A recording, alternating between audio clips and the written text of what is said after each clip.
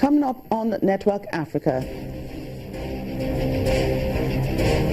Gambians are at the polls to pick the new president of the country.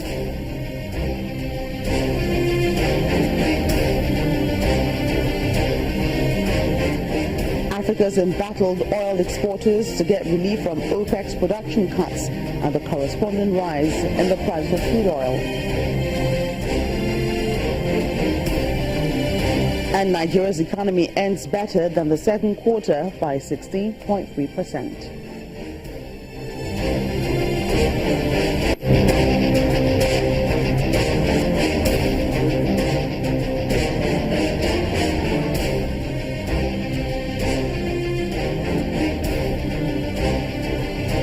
Welcome to the program. I'm Joke Rogers. The Gambia has banned the internet and international phone calls as presidential elections are held in the West African state.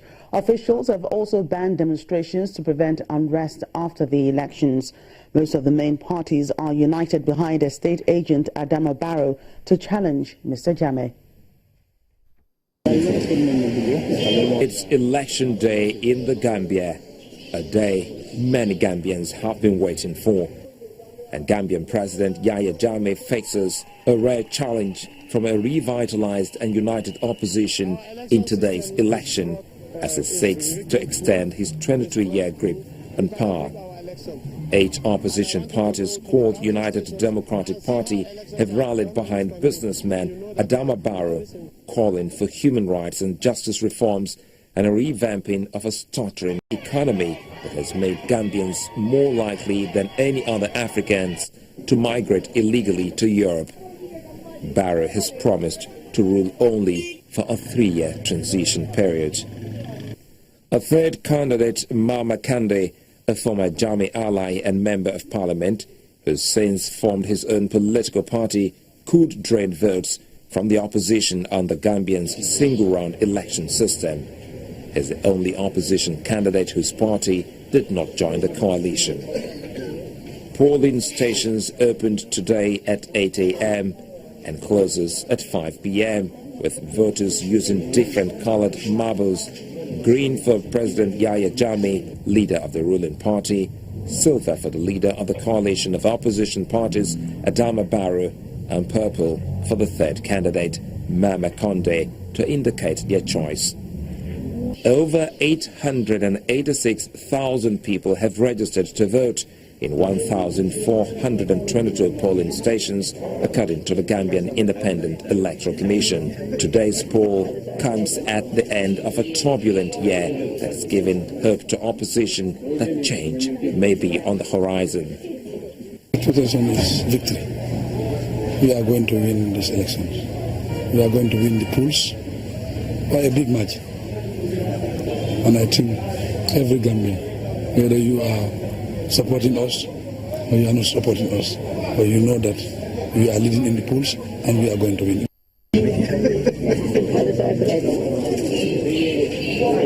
Still, experts question whether victory is even possible given Jammeh's tight control of state resources, including the military and the police, and his reluctance to relinquish power. Election observers have questioned the credibility of past polls. Regional bloc ECOWAS boycotted the last election in 2011, claiming the process was not free or fair, and have also stayed away from today's poll. The European Union said earlier this month that it had been refused access to monitor the elections, but the main opposition candidate is hopeful. 51-year-old Jammeh seized power as a young army officer in a 1994 coup and has maintained his control over Gambia in 4 subsequent elections despite growing international concern over his government's deteriorating human rights record. Well, 3 years into a civil war that has killed tens of thousands in the world's youngest nation, fighting in South Sudan, it continues to spread. And as the violence takes on an increasingly ethnic tone, the harrowing accounts of refugees fleeing into Congo point to a conflict teetering on the brink of genocide. Tens of thousands of refugees from southern South Sudan's Greater Equatorial region were forced to flee and have streamed into Democratic Republic of Congo in recent months, offering a rare window into an expanding war the United Nations fears could lead to genocide.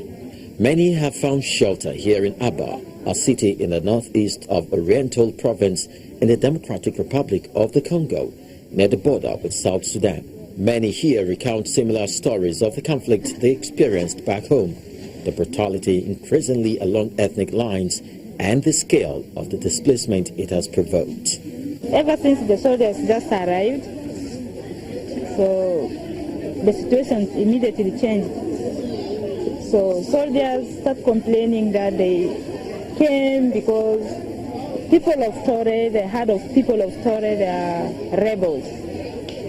Everybody in Tore, including even children, you see. So, but we stayed in Tore, we did not even see the rebels, but they complained that every people in Tore, they are rebels. Then, what they started doing is they could just go and pick anybody and kill. They say they kill this one rebels. But when the civilians see these things were going well, so they had to move out from the town of Tore. Fighting erupted in the country in December 2013 when President Salva Kiir sacked the first Vice President Riek Machar, triggering ethnically charged clashes that the United Nations says have killed thousands and forced more than 2.3 million to flee. Most of the 60,000 South Sudanese refugees who have arrived in Congo this year are sheltered by locals.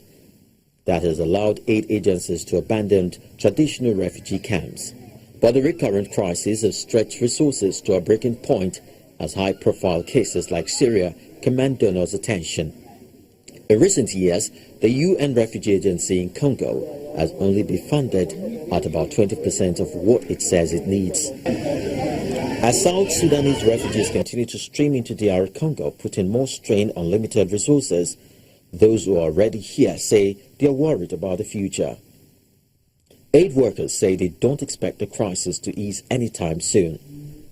A report by a UN panel of experts this month indicated that the war is increasingly viewed by both sides as zero-sum confrontation between the Dinka and non-Dinka tribes. The increasingly ethnic undertones of the conflict has seen Adama Dieng, the UN Special Advisor on the Prevention of Genocide, warned the Security Council that the violence was providing fertile ground for a potential genocide.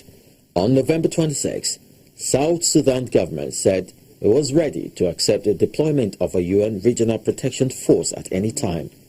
The country has been under international pressure to accept the force, which will help the existing UN mission in South Sudan stabilize the 5-year-old nation. Well, despite the United Nations warning of a potential genocide in South Sudan, a U.S. bid to impose an arms embargo in the country is struggling to secure the required backing. A resolution needs 9 votes in favor and no vetoes in order to be passed, but only 7 members are currently supporting the move. Fighting may intensify with the arrival of the dry season in December, with an arms embargo seen as one way of reducing, if not stopping, the bloodshed. U.S. Ambassador to the UN Human Rights Council, Keith Harper, warned yesterday of fresh intelligence that showed preparations for a new wave of attacks in that country.